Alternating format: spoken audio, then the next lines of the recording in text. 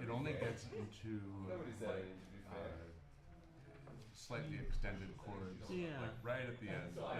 It's mostly either triads and sevenths or some kind of linear thing going on that's not an 11 chord or whatever. Sure. Mhm. Yeah. What was it? Yeah. Yeah, I'm curious how it works. I'm trying to figure. I value tunes Yeah. a lot, and Yeah. I'm trying to figure out how to fit that into things like Okay. the opera project I did, which Megan and Company put on 2 years ago. Yeah.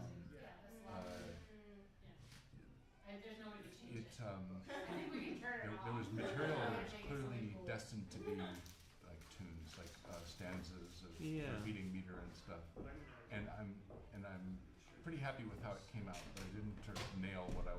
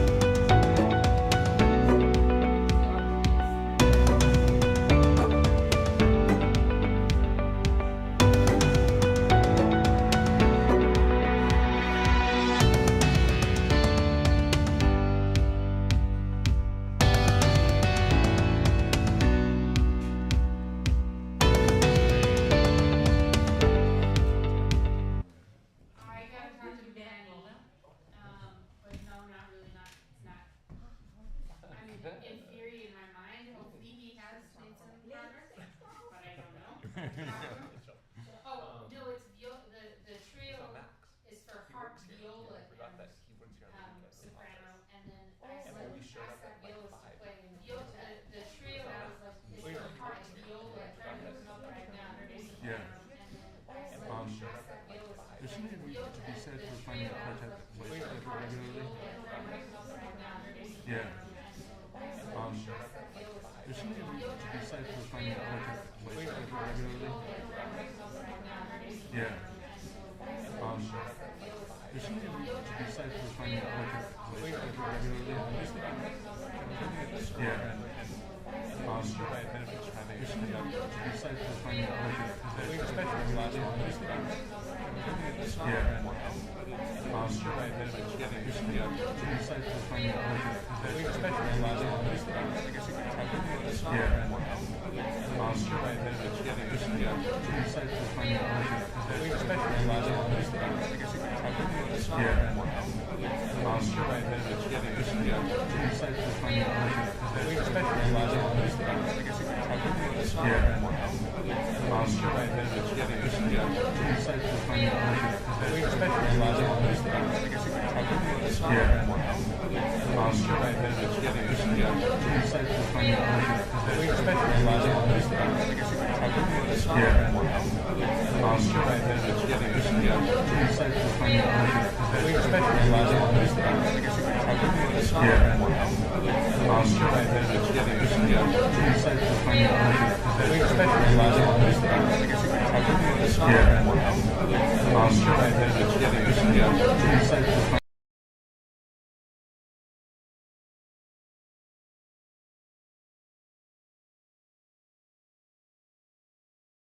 that part as written, or you have to make some adjustments? I have to make a lot of adjustments. Like, I can show you the music with some. Well, Make it big talk like this actually, yeah. Welcome to the Opus Project. This is Opus 10. Thank you so much for being here. So for our newcomers, what is the Opus Project? So what is an opus? If you're not a musician, an opus number is a way to catalog the output of a certain composer. So you start with 1 and end up at 100 or however much. In Mark's case, what was it, like 400 something? So it's basically just a way to track their progress over time. Opus numbers can be assigned by the date of composition or by the date of publication. So with some composers like Strauss, for example, his Opus 8, you would be like, oh, he must have been 20 years old. He's not necessarily, because sometimes they're done by when they're published, not necessarily when they're written. So that's also something we try to explain when it comes up. So tonight we have 2 Opus 10s, one by Chopin, which we'll hear first, and then the other by Mark Alberger.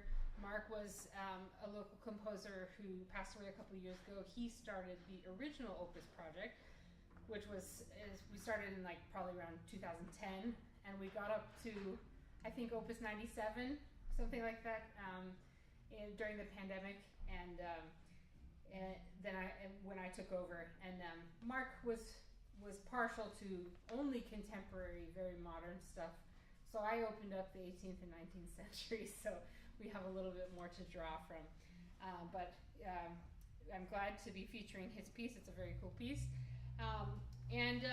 So another feature of our company and this concert series in particular is that we're trying to lessen the distance between the performer and the audience.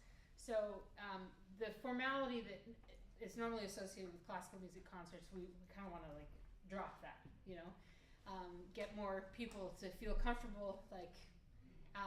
So if you have questions for our artists after their piece is over, I'll give everybody an opportunity to ask a question. And please, if you think what your question is dumb, I promise you it's not. So just ask it.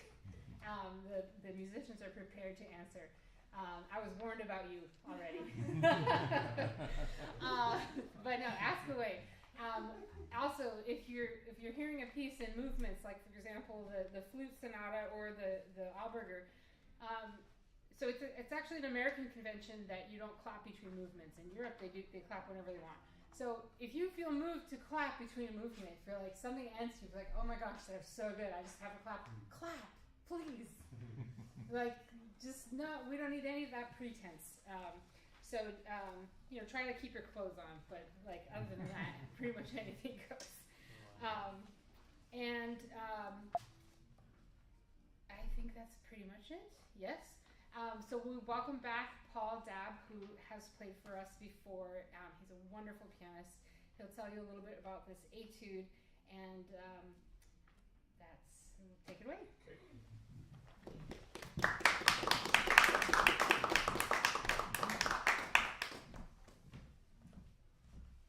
Hi.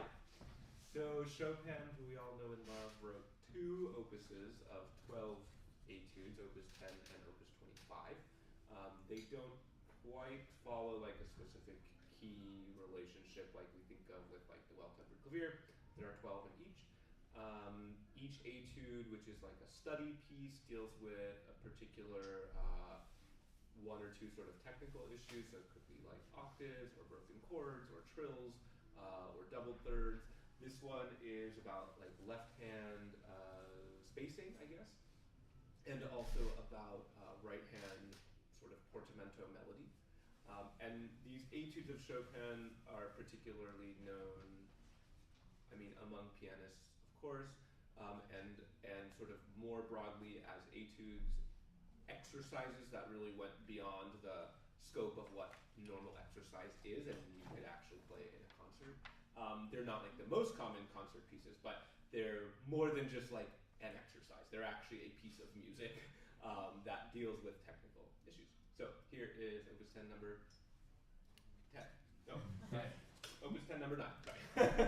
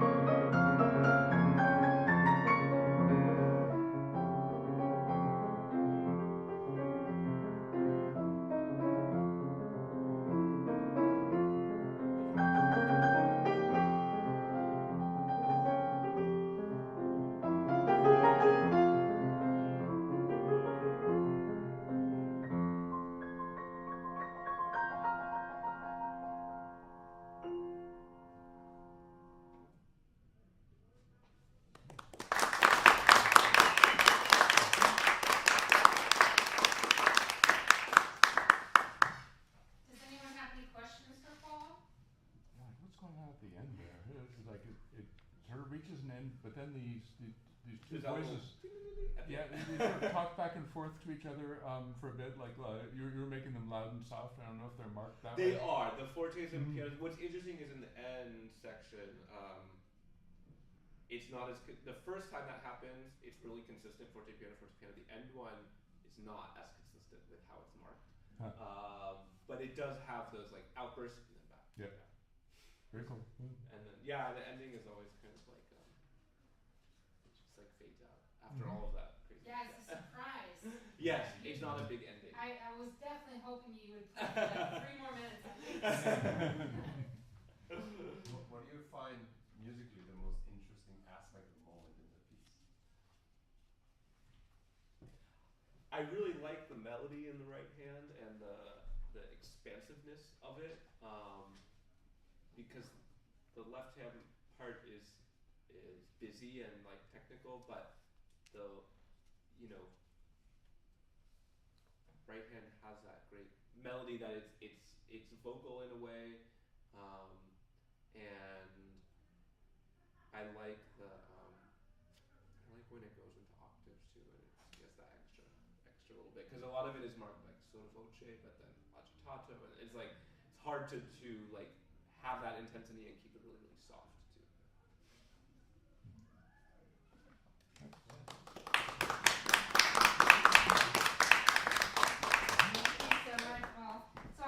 I want to just tell a little story. So the pianist is the hardest person to hire for these concerts every time because they're busy and we don't have enough great pianists in the Bay Area. We don't. I'm constantly trying to get my friends from New York to move here, but it's just like cost of living. So. I hired Paul. Was it Opus 2 or 3? Opus 4. So it was the first season. We do 4 of these a year with rare exceptions. And I've been trying to hire him for every opus since, obviously. I mean, you just heard him. So every opus, I'm like, Paul, you want to play opus 5, 6, 7? He's never available. So I didn't find out that he was available for opus 10 until it was pretty close to time. If I had known, I would have done just a whole Chopin opus 10 Etudes concert and just let him play the whole book. And that would have just been so delightful. But I'm sorry I didn't know. But thank you. That was such a treat. Next we have Taktakishvili. Is that how you say it? Yes. This is a sonata for flute and piano. This is Kelsey Seymour. I happened to meet her when we were playing together for the San Francisco Philharmonic. She plays principal flute there. The conductor was like, "Oh, you have to hire her. She's the best. So, and she's great. So, please come and tell us a little about your piece."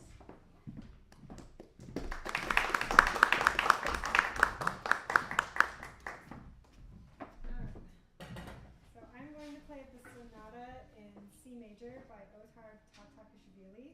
He is a Georgian composer. That's Georgia the country, not Georgia the state. And I think he's mostly like kind of unknown outside of the flute repertoire. But he is very well known in Georgia because he wrote the Georgian national anthem. That's all I know. It's in 3 movements. It's a fast movement, a slow movement, and a fast movement.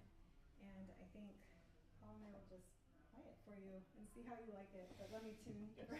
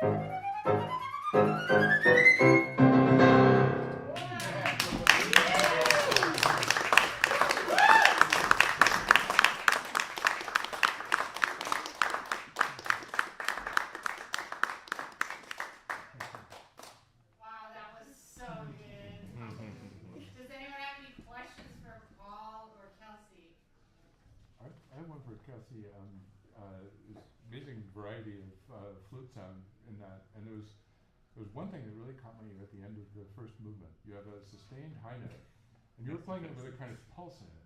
Mm-hmm.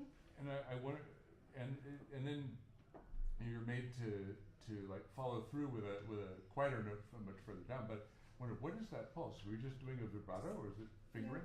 I was articulating like that. Is it how's it written? I guess I could go look at the score, but yeah. No, you can come and look at it. I can share it Like, with you. you know, It is written Two noodles as, under a slur or something. yeah, like it's a staccato under a slur. Oh, okay. It's Just like connected but articulated. yeah. There was you're making, you know, there's such a big difference of sound within it that I thought, oh, Mm-hmm. like you're switching alternate fingerings or something, but no, you very cool. Mm-hmm. Mm-hmm. I was saying earlier that it sounds like Khachaturian and Stravinsky had a baby. And it's such a cool piece. So this is an example of a piece that does not have an opus number.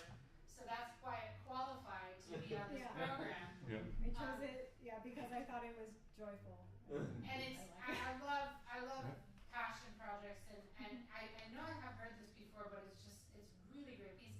How difficult is it? It sounds like musically challenging, but technically how difficult is that for the flute?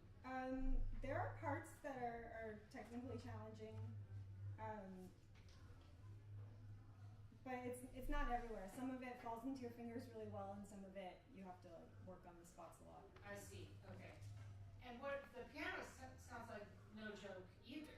It's pretty fun. I think it's pretty pianistically written, so it's the composer obviously played piano well, which is not true of all composers, and so you can kind of tell. This was not about you, but you know, you can and like your piece is very pianistic as well. I don't know what your piano skills are, but for a composer that I don't know, it wasn't like there was a lot of there's some pretty challenging things, but more of it is about kind of getting it into your ear and not thinking you're playing wrong notes. Right. So when they're you right. have to fix, right? And so just getting the sound of it into your ear. There's like a lot of spicy dissonance. Yeah. Yeah, it's very cool. And then I found one typo in my score compared to a different score that was actually just a misprint, and then it made me question every single note. It's like double checking with the other score. There was one or two actual misprints, but then the rest of it was supposed to be that way. But it was hard then, because then you're like, wait, is this a misprint or not?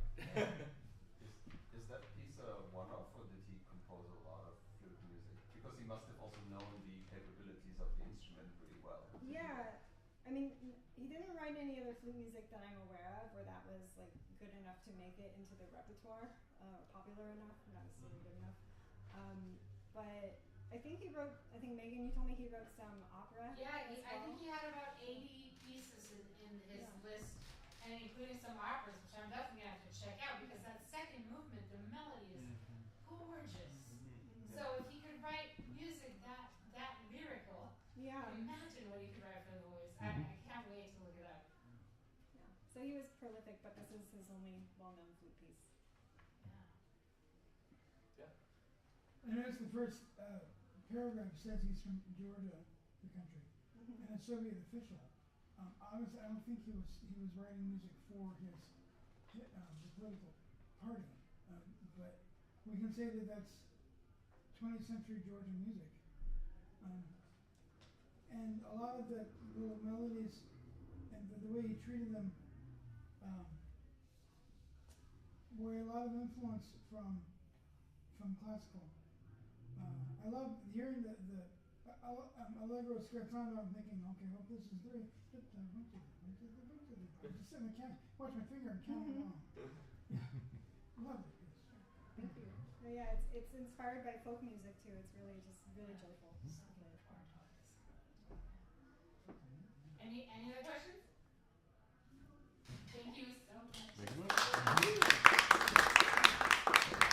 We'll just take a brief pause for intermission. If anyone needs the restroom, it's right out this door to the left, and we can follow the ramp down, and it's there like in the back. So just a few minutes.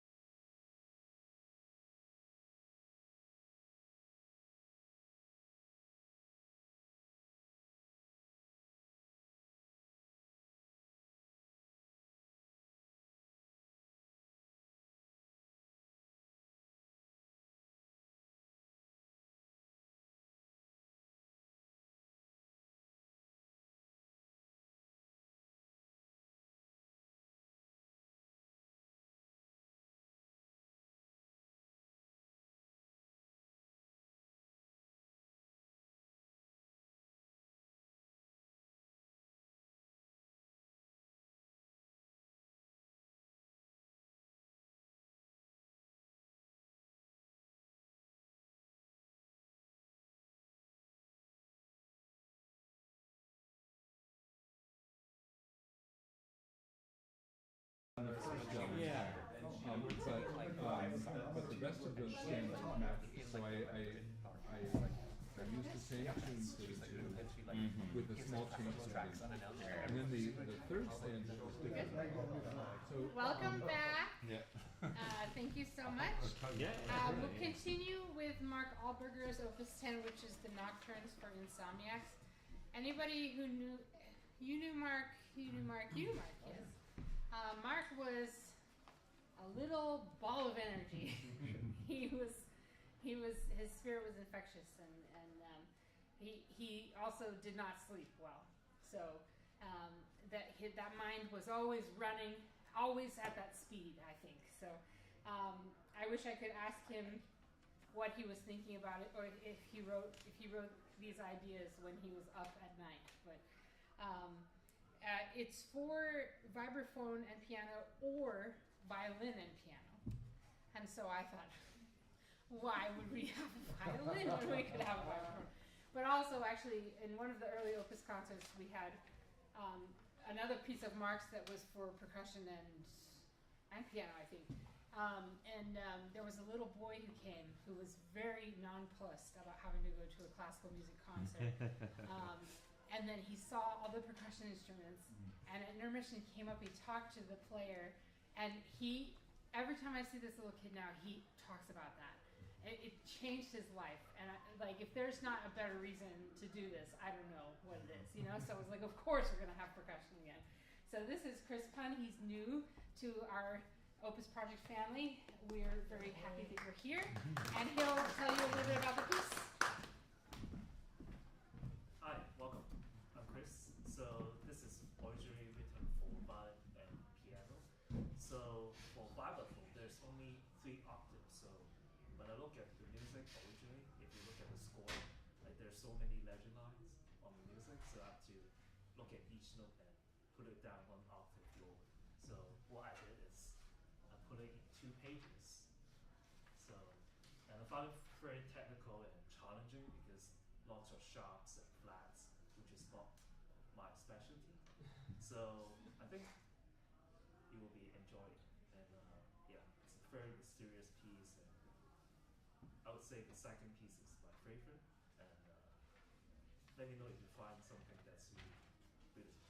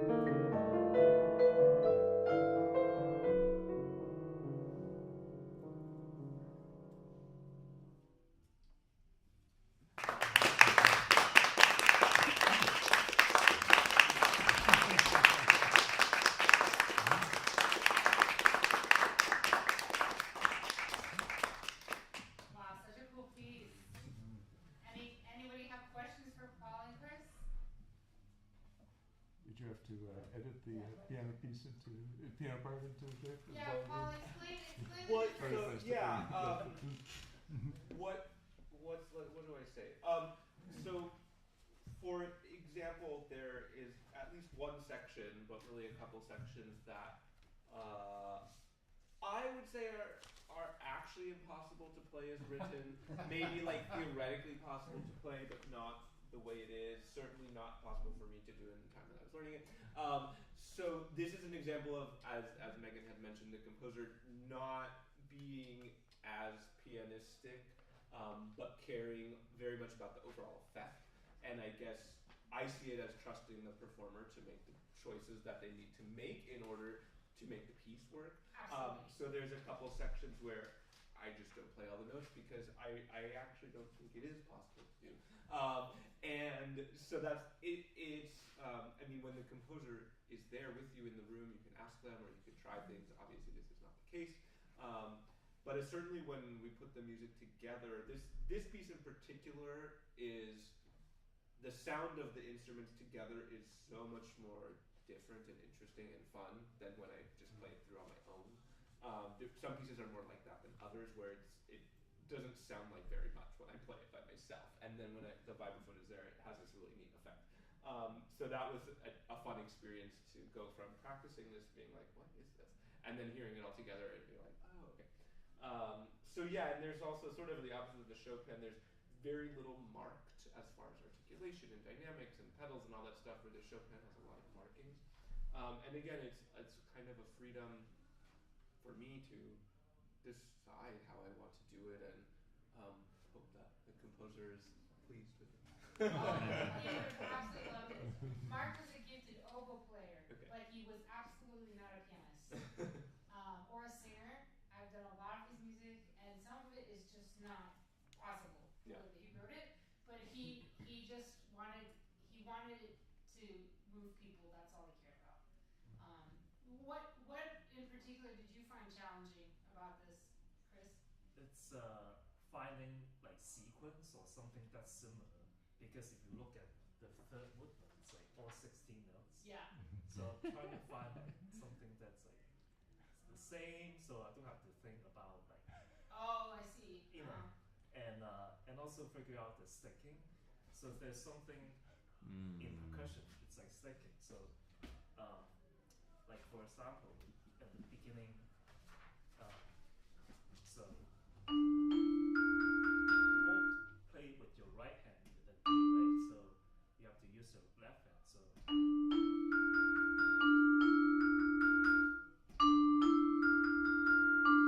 Yeah. you know, so that's something I have to figure out, and I don't think Mark's like think about how percussion works, so I have to figure out my own sticking. Is that something that would normally be provided for you? It depends on the music. Most of the orchestral music, no. But I for see. modern, like contemporary percussion, like there's a website called Tabspace. It's like written only for percussion stuff, like ensemble solos. There's like written like right, left, right, left, or left, left, right, left. You know, So it's not something the composer will typically do. no. Really? Yes. How interesting.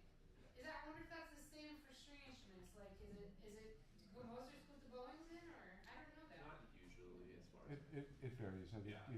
if they know the instruments well, like Tchaikovsky is full of up and down bows written in tape. Interesting. I was curious how much, if you know, have you ever heard this performed on violin? I'm having a really hard time imagining it on violin. Yes, Because I really enjoy the interplay between like the percussiveness of the vibraphone part and how it interacts with the piano.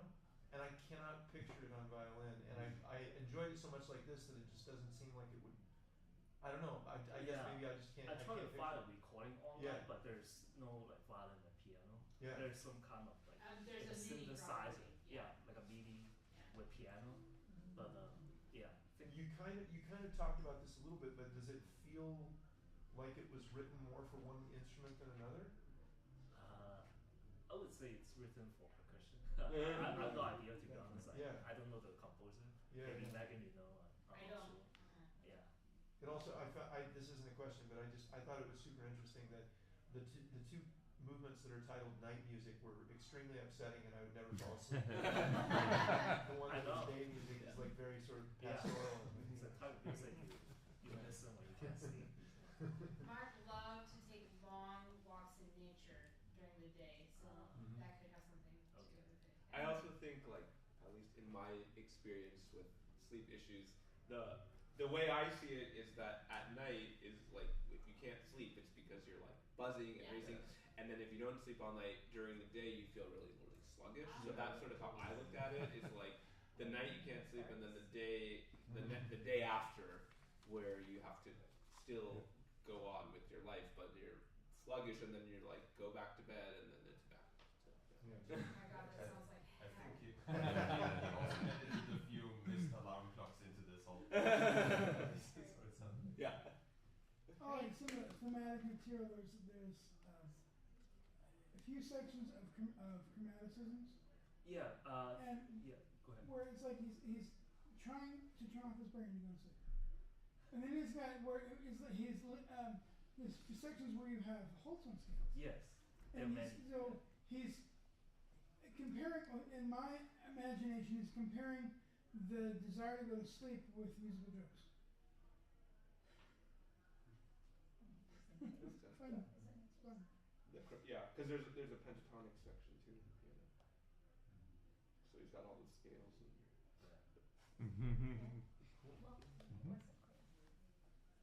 Anything else?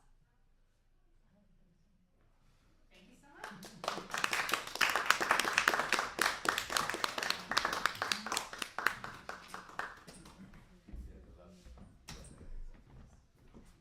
Get set back up for the final trio here. Thank you so much for coming. This last piece is by Vance Maverick, sitting back here.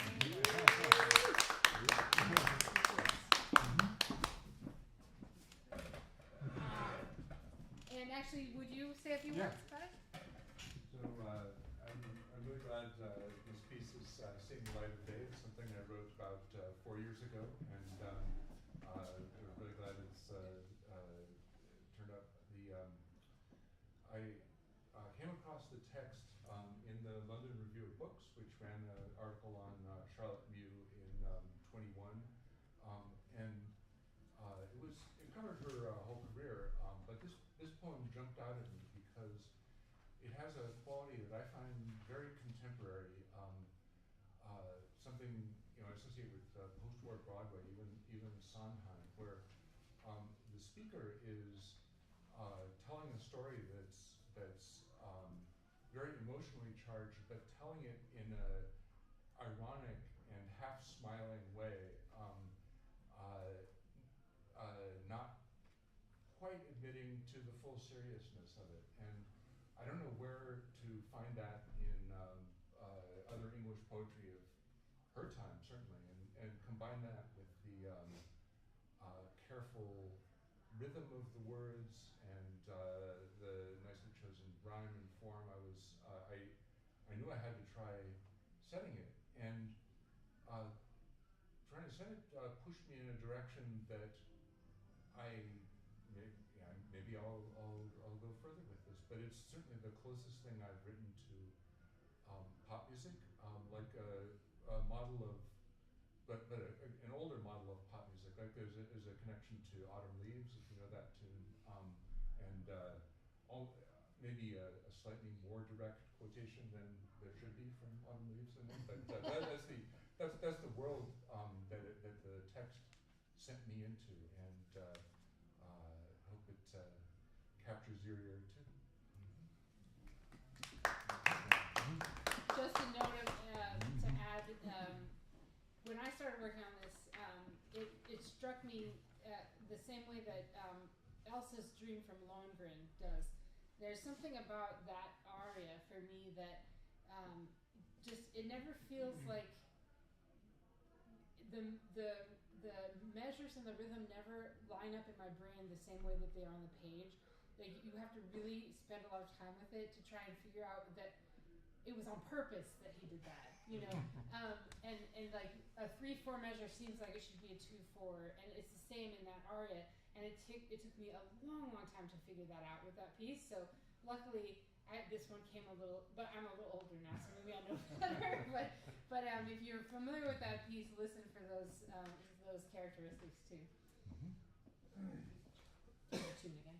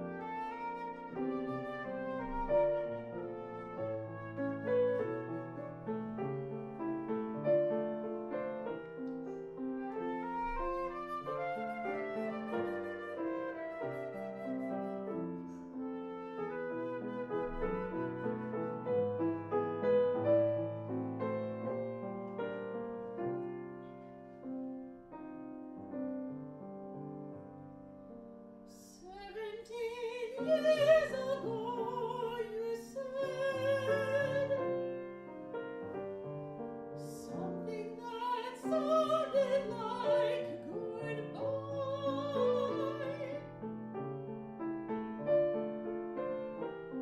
and everybody thinks that you are dead, but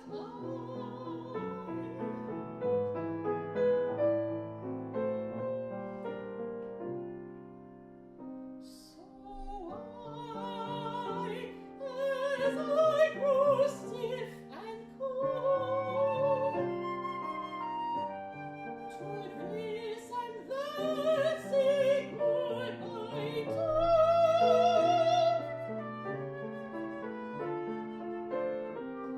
and everybody thinks that I am old, but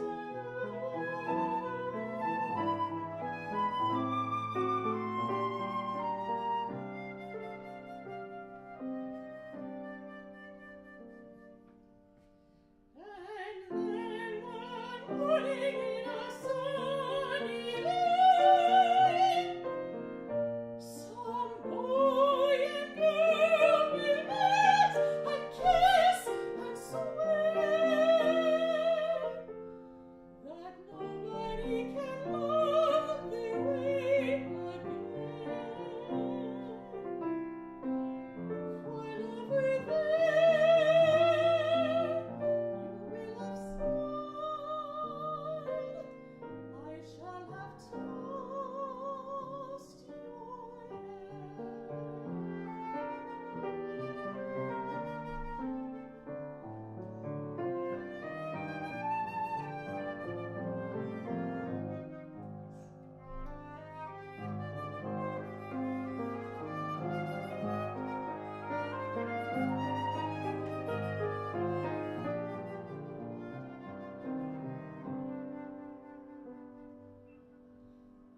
And then one morning in a sunny day, some boy and girl will meet and kiss and swear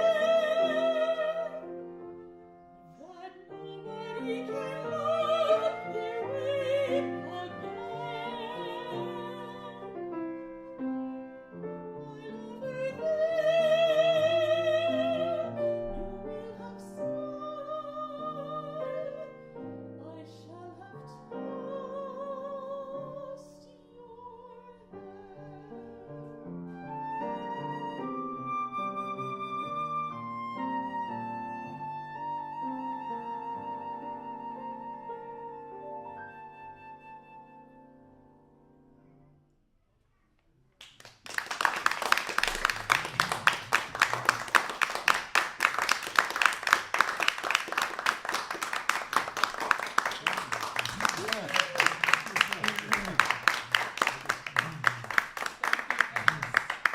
That was a gift. Thank you.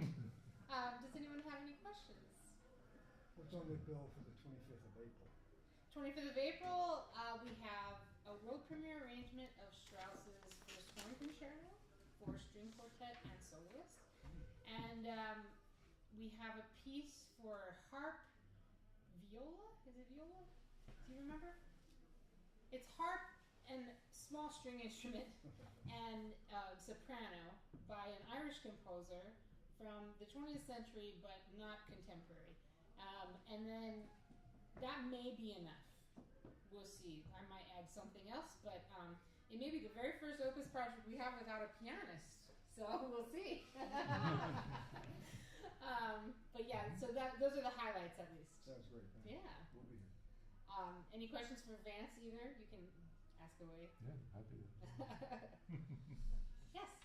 Do you want to say something about the form? Like, you repeat the last verse. Is that to like give symmetry? Yes. Like the first bit is repeated, or how? Yeah, I was starting to talk about this to Ed before. So, the in the original text, which I was following very closely, the first two stanzas are almost identical rhythmically. So it made sense to use the same music for the first two stanzas with a small variation in the vocal lines. The second one is related, but it's not the same stanza form. So I wrote a new tune for it. And when I first put those three things together, it seemed clearly off balance. So the original piano version of this, I just repeated the third stanza again. Then when there was a chance to arrange it for this concert and expand it further with the addition of a flute, I spaced it out a bit with a run through the first stanza for flute and piano, and then between the repeats of the third stanza, I interpolated a little sort of improv for the two instruments before returning. I don't know. Maybe sometime I'll have a chance to try shuffling the elements around a little bit. But it was working for me listening to it now.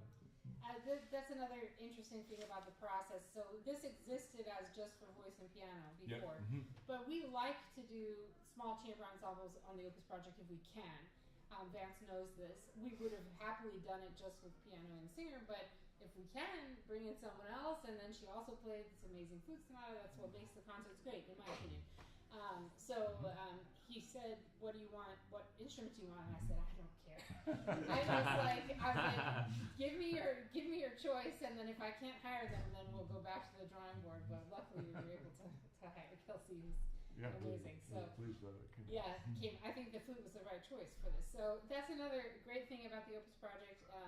And for all the composers in the room, there's many, I think. So I try very hard to have one piece by a living composer on every Opus project concert, and I prefer local people.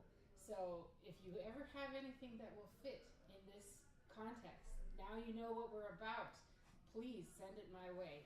Vance's way too. Vance helps me sift through that stuff. But it's an important part of the mission that we have here is to promote local contemporary artists, musicians, and composers.